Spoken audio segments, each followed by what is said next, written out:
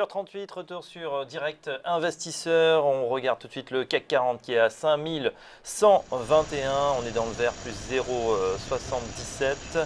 On va en parler tout de suite avec notre invité Benoît Rousseau par téléphone. Bonjour Benoît. Bonjour. Alors vous suivez ce CAC évidemment depuis l'ouverture et même l'après-ouverture, 8 heures sur le futur. Qu'est-ce que vous avez tradé aujourd'hui? Est-ce que c'est le CAC? Est-ce que c'est le DAX? Quelle est votre opinion sur ce rebond, on va dire, assez intéressant depuis le point bas? 50% des gens ont été retracés sur l'indice CAC 40. Est-ce que c'est de bon augure ou vous vous méfiez de ce rebond? Alors aujourd'hui, j'ai tradé essentiellement sur le DAX. J'ai fait une vingtaine de trades. C'est un marché assez agréable, assez nerveux. Hier, j'en avais fait 80 trades. Donc, c'est vous montrer que plus un scalper fait de trades dans la journée, et plus il y a eu d'opportunités de nervosité sur les marchés. Donc là, on a des rebonds absolument superbes, que ce soit sur le CAC 40 ou le DAX 30. Donc, j'ai essayé de scalper dans le sens du rebond. Et je peux vous montrer un trade par exemple qui est l'autopsie d'un trade à la fois réussi et un véritable échec en même temps. Je suis un peu très mécontent de ce que j'ai fait sur ce coup-là. Mais là actuellement, par exemple sur le CAC 40, un petit retour sur le point pivot hebdomadaire à 5110, ça vaudrait le coup de rentrer à nouveau sur le marché, parce que là on a vraiment une pression très acheteuse. Et éventuellement, si les États-Unis nous poussent encore cet après-midi, on peut vraiment monter haut. Donc un retracement sur les 5110, peut-être vers midi 13h, ça pourrait être intéressant, 5100, 5110, de rentrer à nouveau à l'achat pour un retour sur 5125, voire 5150. C'est tout à fait possible si les États-Unis nous donnent un petit boost. D'accord, justement, il y a des chiffres que vous attendez à 11h, vous allez suivre effectivement les statistiques. Alors oui, j'attends surtout les statistiques américaines aujourd'hui, notamment on a l'ISM des services aux États-Unis à 16h et puis la balance commerciale à 14h30. Donc on a vraiment deux temps assez forts pour les États-Unis. Donc c'est plutôt 14h30 et surtout 16h l'ISM, parce que les marchés américains seront ouverts. Ils ouvrent à partir de 15h30 heure française, et donc là on peut avoir beaucoup de volatilité sur la dernière heure. Je peux vous montrer le trade réussi, en même temps un véritable échec stratégique, si vous voulez, sur le DAX. Oui. Donc là sur le DAX, là je vous ai mis le graphique en 1 minute pour que vous voyez bien toute la problématique. On butait sur le point pivot hebdomadaire, on a buté 5 fois dessus sur le point pivot hebdomadaire.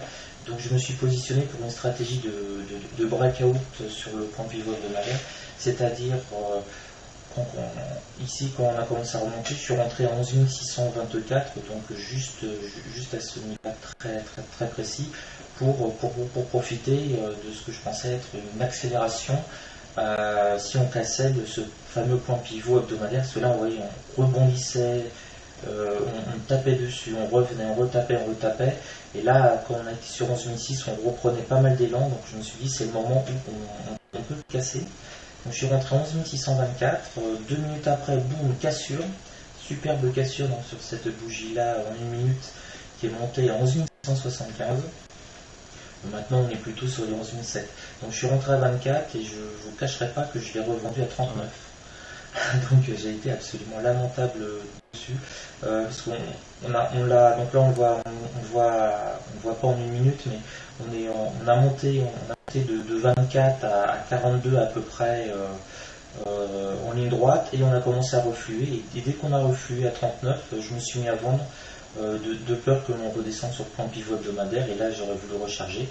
Et donc j'ai vendu quasiment à 39 au plus bas du reflux, et après boum, on a à nouveau accéléré, on a pris 40 points, 50 points D'accord.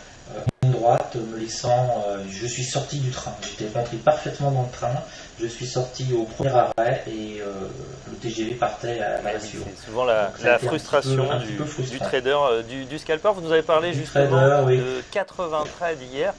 Jusqu'à combien vous pouvez en faire comme ça? C'est assez étonnant, puisque on rappelle un trader ou un boursicoteur, quand il est dit actif, lorsqu'il passe un ordre par mois, Là, on en est loin, vous faites partie hein, en tant que scalper des traders les plus actifs sur les marchés. Ça peut monter jusqu'à combien, Benoît Rousseau? Le record, ça m'est arrivé de faire 200 trades, 200 trades dans Et une c'était journée. positif ou pas? 80 trades, j'ai vraiment pris à peu près 60-70% de mes signaux. 200 trades par jour, vous prenez une journée de congé, rien, vous êtes totalement épuisé à la fin de la soirée, mais ça dépend énormément de la volatilité là. C'est pour ça que je vous indique tous les matins un peu mon nombre de trades, ça montre aussi, c'est un bon indicateur sur est-ce que le marché a bougé ou pas. Et parfois vous m'appelez, là ce matin j'en ai déjà passé 20, là parfois vous m'appelez à 9h30, à 10h35 et j'ai passé 2 trades. C'est que vraiment il s'est strictement rien passé. Mais le niveau bas, une journée vraiment où je fais quasiment rien, c'est 10 trades, quoi, à peu près 10-20 trades et 80, ça c'est D'accord, bon, effectivement, on on peut imaginer que c'est assez fatigant. Après, à voir si c'est positif ou pas. Peut-être qu'il y a aussi attention à l'overtrading, hein, vous en parlez. Oui, alors oui, j'en parle, non, mais à 200, j'en suis en overtrading. Non, 80 trades, c'est quand même beaucoup, ça va. Les résultats, j'ai gagné 60 points sur le DAX hier. Donc vous voyez, en fait, sur ces 80 trades, j'ai eu 71 trades gagnants et j'ai eu 9 trades perdants. Donc ça vous donne un peu la proportion. Et en tout, j'ai gagné que 60 points sur 80 trades. Donc vous voyez, mon gain moyen par trade a été inférieur à 1 point. Parce que j'ai eu un mauvais trade qui m'a mis dans le rouge de 20 points. Et donc après, j'ai un petit peu scalpé extrêmement serré pour remonter ces 20 points petit à petit sans prendre. Et alors Benoît, pour terminer, on parle du CAC 40. On voit, on a une accélération également. Hein. Là, il y a quelques minutes, on est revenu tester un niveau de résistance hein, qui était un support important à 5135 points. On reflue dessous. Est-ce que vous allez trader sur le CAC 40 aujourd'hui? Alors, trader sur le CAC 40, j'avais effectivement un objectif, je vous l'avais indiqué à 8h35, et là, si on ne l'a pas eu, j'avais un objectif de rentrer à l'achat à 5050. Donc, vous voyez, 5050, c'est là. J'avais passé un ordre à 5051, pour être précis, et bon, là, je l'ai loupé, donc c'est un ordre automatique. On est descendu au plus bas 54-55 et puis c'est un ordre que j'ai positionné. Après je me concentrais sur le DAX. C'était un ordre pour faire du day trading.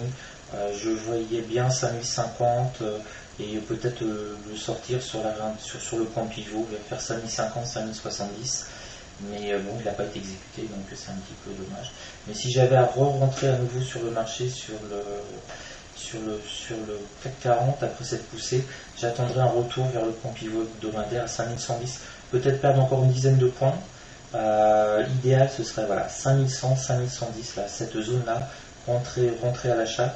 Ça effacerait cette deuxième bougie, cette deuxième accélération haussière, et rester sur cette zone en attendant la poussée peut-être des indices américains à 14h30 et le deuxième cliquet peut-être à 16h en fonction des résultats des statistiques. Très bien.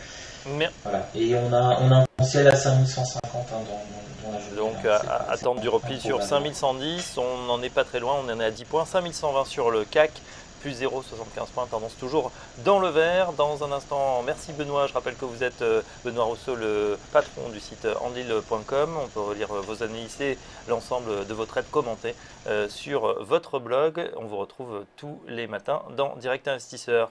Dans un instant, on va retrouver Hervé Lambert de Vega Trader. À tout de suite.